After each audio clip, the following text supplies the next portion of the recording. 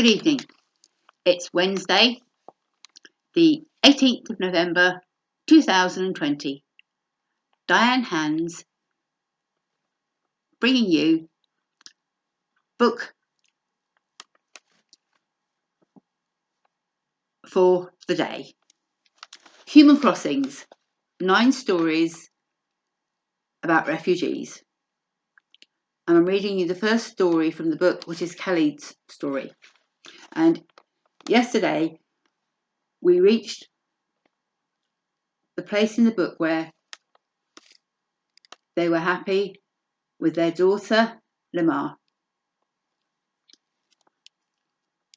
Threatened with death. Almost immediately, a fateful night came when I was arrested. About midnight, a car drew up outside our house and I was bundled into it. I was taken to a place where I was beaten and insulted. When I asked what I'd done wrong, they kept beating me. Eventually, a man arrived who seemed to be the leader. He asked me why had I threatened to kill a certain Lebanese man who they named. I was bewildered. I had never met this person. Now a woman appeared, telling me that if I didn't leave the area, my family and I would be killed. I was in a state of shock. My body was broken by the beating and my mind was numb. I had no idea what to do and felt completely powerless.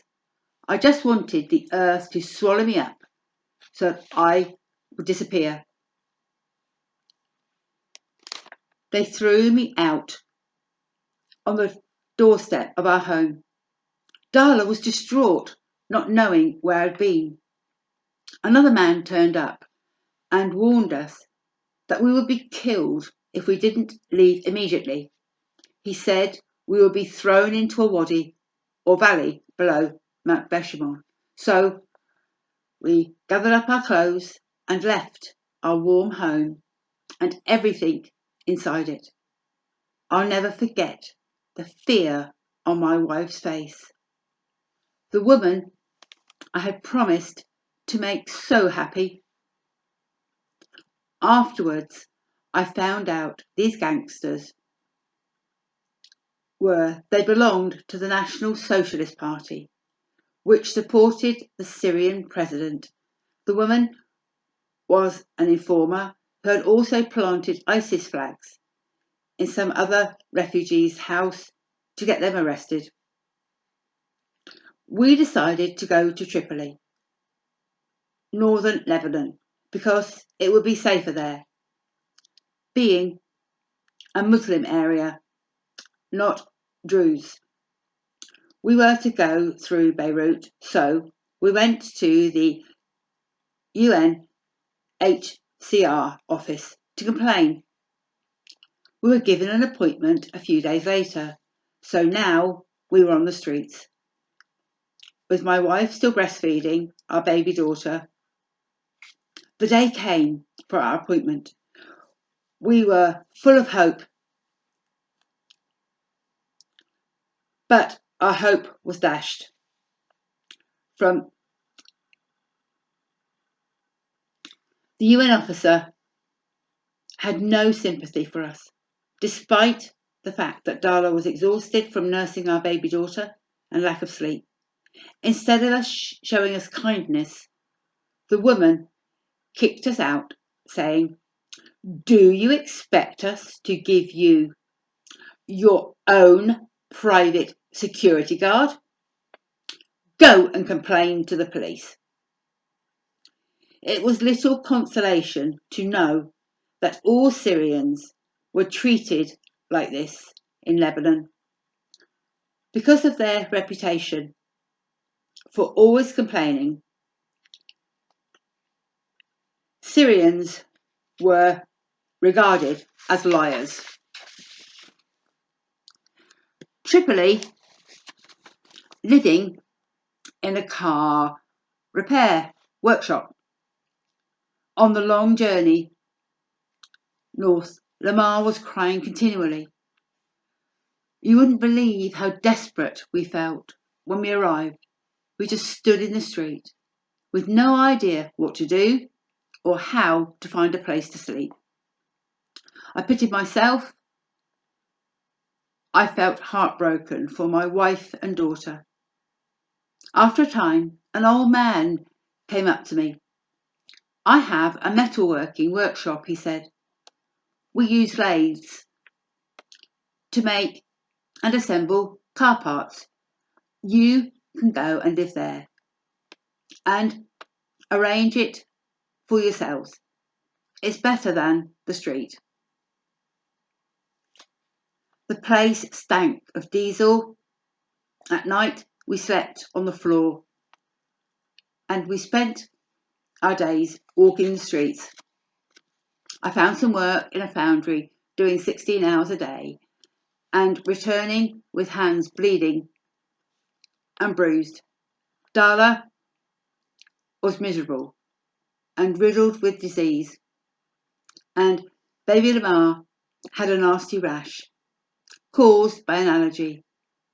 When I went to the UN office in Tripoli, the receptionist insulted me, calling me a liar, laughing and taunting me, and saying that we were cursed by God, even though we went to the UN day after day, standing in the queue from dawn until dusk.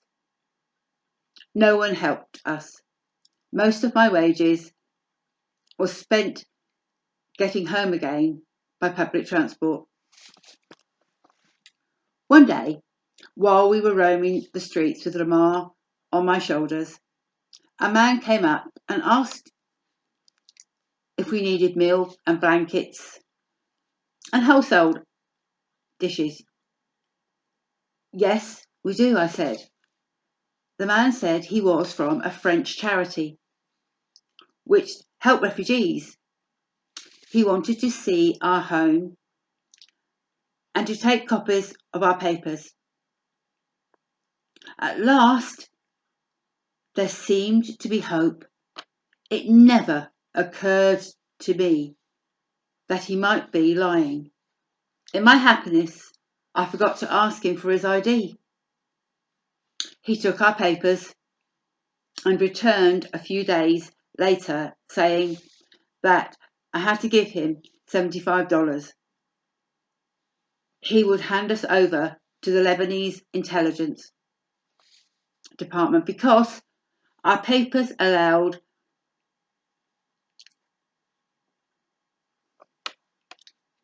and showed us that the right to stay in Lebanon had expired. We had to pay him several times. He knew that he was taking money needed to pay for food and medicine for my sick wife, but he didn't care. He wasn't a charity worker. He was an informant for a Sunni group. It seemed because we were Syrian, we would be treated badly. And it gets worse. And tomorrow I'll be reading you a little bit more of what happened to Khaled and his family. The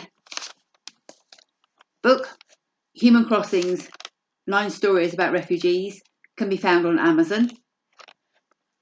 You can read about it on our Facebook page, and you can read some more about Khaled on his Facebook page or on his YouTube channel. And I would ask you to subscribe at the bottom of this video. So until tomorrow, good night.